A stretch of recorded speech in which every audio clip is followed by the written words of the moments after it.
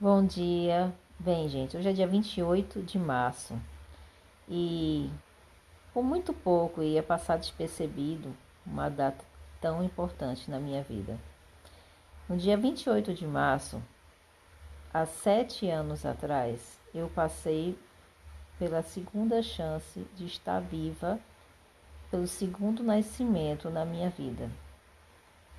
Eu vim de uma experiência, 7 anos exatamente, em que hoje, graças a Deus, se fecha e abre outro ciclo, né, de positividade, de amplitude, de renovação. Estou aqui para contar a história, porque não era para ter ido embora realmente naquele período. Eu passei pelo choque de uma gravidez ectópica, que é a gravidez na trompa. Perdi a minha trompa do lado esquerdo, né? E exatamente há 7 anos, o Djanir, né, está de alguma maneira comigo. O meu segundo seria o meu terceiro filho. O primeiro foi um movimento também que eu perdi naturalmente, uma criança na adolescência, não sei exatamente a data. Era o início de vida, né, sexual minha, estava em um namoro sério, e se a esposa considera coisa séria, nova demais, né? Mas assim, eu era nova, mas eu já ia para casa desse meu namorado, a gente estava tendo o meu primeiro namoro sério dele e o meu, né? E aí, claro que eu já estava numa vida ativa. Eu comecei cedo esse processo. E aí, eu engravidei, não soube, nem entendi o que estava acontecendo. Literalmente, eu tive um aborto, eu só fui entender isso muitos anos depois. E me lembrava desse estranho coágulo que tinha saído. Era um aborto natural e eu não sabia.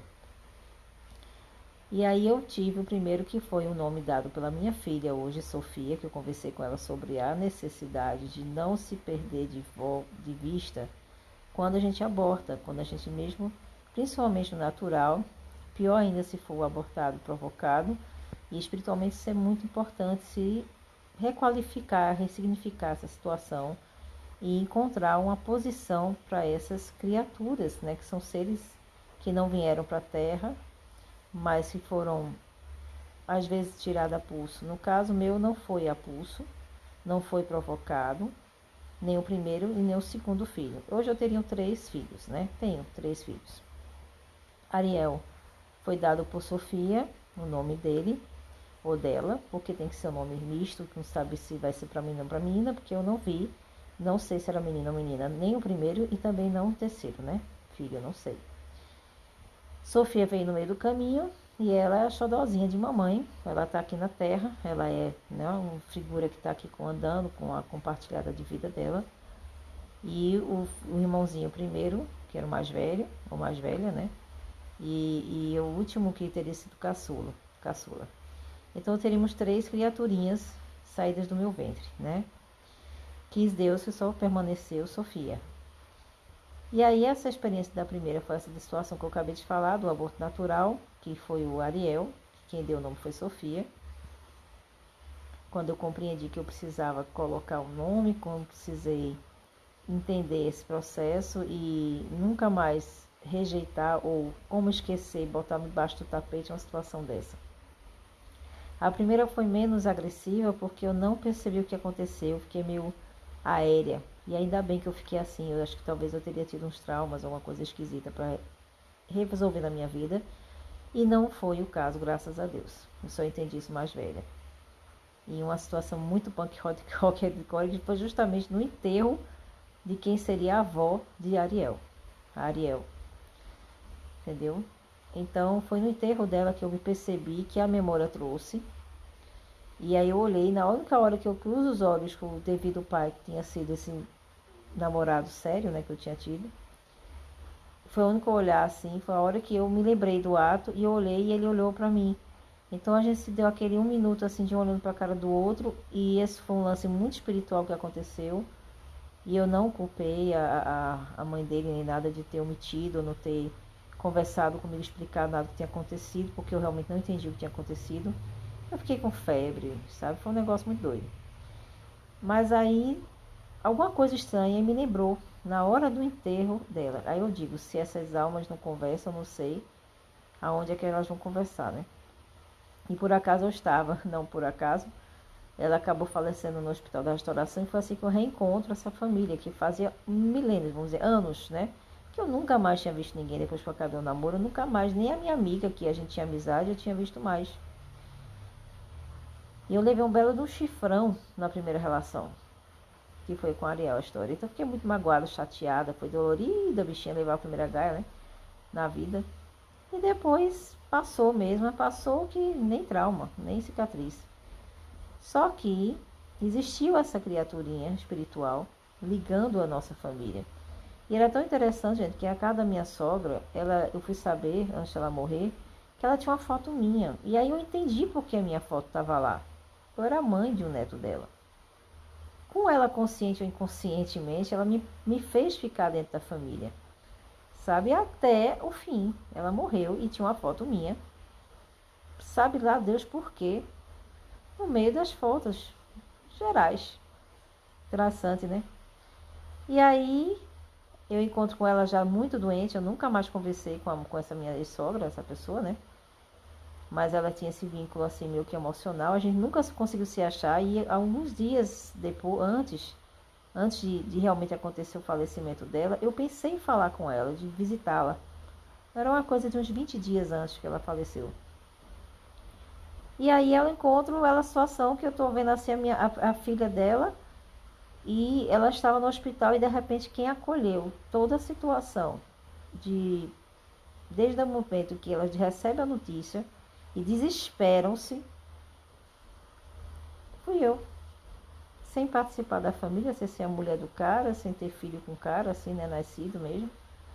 E aí, de repente, ajeitei a cabeça, que ela estava com a cabeça de lado assim, perigo de ficar com a cabeça de banda, né? Eu fui arrumei a cabeça dela, já defuntinha.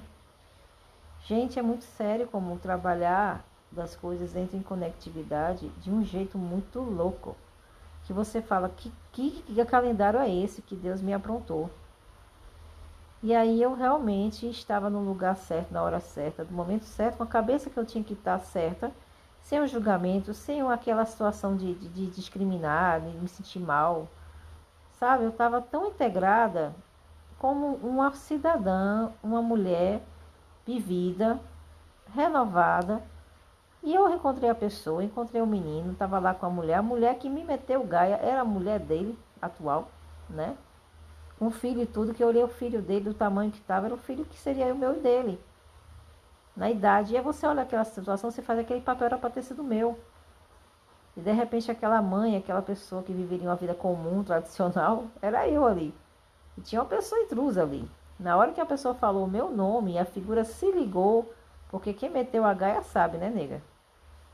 Aí ela até hoje que tá pensando, deve estar rolando na cama achando que aconteceu alguma coisa. E aí não aconteceu nada entre a gente. Nunca aconteceu. Mas ela ficou com a pulga atrás da orelha, né? Como é que eu tô no enterro do cara, da mulher lá? Não tinha convivência com ninguém, ninguém falava mais meu nome. Mas a vida é assim. E aí eu estava lá. Fiz o meu papel, não desdenhei, não fiz garrinha, não fiquei briguinha, não fiquei carinha feia pra ninguém, nada. Só mulher madura, caramba. Mulher linda, forte. E cada vez eu me admiro mais. Em situações como essa que eu passei, elegante, a familiarada dele da parte de Natal, que morava lá, que uma vez eu tinha viajado com ele para lá, reconheceu, e na hora que ele estava falando, comentou que ela se ligou quem eu era. Quando falaram o meu nome, essa menina agarrou a mão dele, como se eu tivesse com medo de eu voltar e arrancar ele para mim de novo, coitada. Que mulher insegura. Tão forte para os outros, mas era uma menina, porque ela sabia que no fundo eu tinha aquela força, né? E ele não estava nem aí, nem eu, nem aí.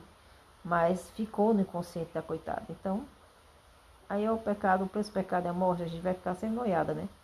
Problema dela. Não vim aqui para salvar ninguém também dessas pátrias, assim, histórias que você apronta e depois você quer não sentir nada ou dizer, vamos ser amigas, aí ela lasca, né, bicho? Não vou ser doida. E até posso um dia. Mas por enquanto tá tudo certo no seu lugar, cada um no seu papel. Ela era a mulher dele, com o filho dele, e o meu no céu. E literalmente a minha sogra se chamava do céu. E aí, o que é que acontece? Ela naquela situação, vê a lembrança, Ariel, volta de certa forma, participar da minha vida. Eu reconfirmo, converso com ele depois do enterro, tiro as minhas dúvidas, pergunto tudo que eu queria perguntar. Fiquei meio abalada sem entender muito bem esse motivo desse reencontro, até viajei um pouco na maionese. Mas, tipo, o que foi isso? E aí eu entendi. Eram os encontros das almas, né? E as resoluções, e as soluções, e as acertadas de contas. E aí, estamos lá. Acabou, passou o processo, aí veio minha filha, né? E aí tive também essa história de 7 anos atrás, que hoje é meu aniversário, de segunda chance, que foi o Djani. Djani já nasceu de um nome de espiritualidade, Djani se deu o nome.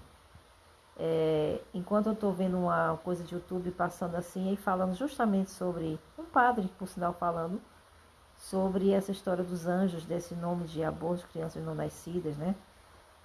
E aí a necessidade de colocar, batizá-los e mantê-los no seio da família. Isso é muito forte e é muito interessante estudar sobre isso. E muito engraçado quando vem de uma parte, inclusive católica. E foi um padre que estava falando. E aí eu me liguei àquela coisa, as coisas vêm a você quando você precisa aprender. No meio do nada, não sei porquê, eu vou e pego esse bendito vídeo e compreendi. Então, enquanto ele está fazendo a oração, eu naturalmente veio de Janir no nome. E foi batizado de imediato, assim, eu já coloquei em oração e realmente fiz esse batismo do Djani. E esperei a Sofia falar do Ariel, depois fiz do Ariel. Então eu tenho meus filhos, Ariel e Djani, que são 2 anjos, né? Continuo na minha vida, vou morrer com essa situação, vou viver até a próxima situação de espiritualidade, acredito que encontrá-los novamente, claro. De uma maneira bem diferente, né? Enfim, muito estranho isso, né? Para quem está aqui no cotidiano. E aí, dia 28 de março, veio uma gravidez ectópica. Eu tinha descoberto há uma semana que eu estava grávida. Eu iniciaria ainda o pré-natal e por isso eu não sabia que eu estava com ectópica. Eu não imaginei.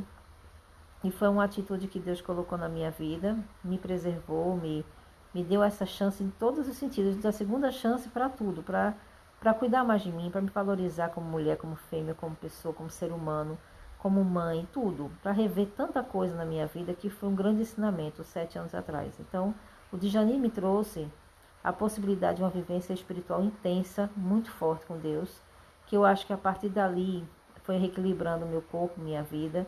Foi depois mais alguns anos, acho que uns 4 anos e médio ainda de trabalho de espiritualidade comigo, para renovar, me preparar para o que seria Silvia hoje, né? E hoje é outra história. Então hoje eu comemoro, dia 28 de março, como segunda data do meu nascimento. Foram muitas experiências, teria um vídeo enorme falando sobre essa experiência. Um dia talvez eu faça esse vídeo, não por não poder falar ou querer lembrar de coisas que diriam ruins, não, é porque talvez não é o momento de falar sobre isso. Eu já falei, inclusive, do primeiro bastante, do Ariel, né? Da Ariel. Então, na verdade, eu vou falar do Jani em outro momento. Mas hoje seria o aniversário de Jani, 7 anos. Estaria completando meu filho ou filha. E aí eu estou aqui contando a segunda, né? Contando a minha versão do eu trabalhar em relação a essa espiritualidade que Deus me deu e me ensinou a lidar com tudo isso. E agradecendo muito, muito, muito a vivência que eu tive há 7 anos atrás. Sou uma realmente muito diferente mulher depois desse episódio. E eu cresci muito e continuo crescendo. Mas eu só tenho 7 anos, né? Eu sou ainda uma menina de 7 anos hoje. Eu tenho minha data oficial que é 13 de janeiro, mas o dia 28 de março é minha segunda data. E eu quis falar sobre essa data. Hoje é um dia muito forte, de um ciclo que fecha mesmo, porque é lua cheia. Hoje eu já comecei o dia cedíssimo, acordei amanhecendo realmente com o amanhã, nascendo junto com o sol, acordando com o sol. E aí eu pude vivenciar e já passei esse vídeo para vocês aqui. Foi um dia lindo, está sendo um dia maravilhoso. Eu ainda tenho todo um dia para ter prazer, para renovar minha vida, para fortalecer meus campos energéticos, e até à noite vão muitas lives acontecer, muitas entradas e falar sobre esse dia, exatamente no dia de hoje, nesse dia 28 de março. E numa lua cheia, quando eu começo novamente aqui a redirecionar os oráculos, as energias, para reativar o campo energético meu, da casa que eu estou também.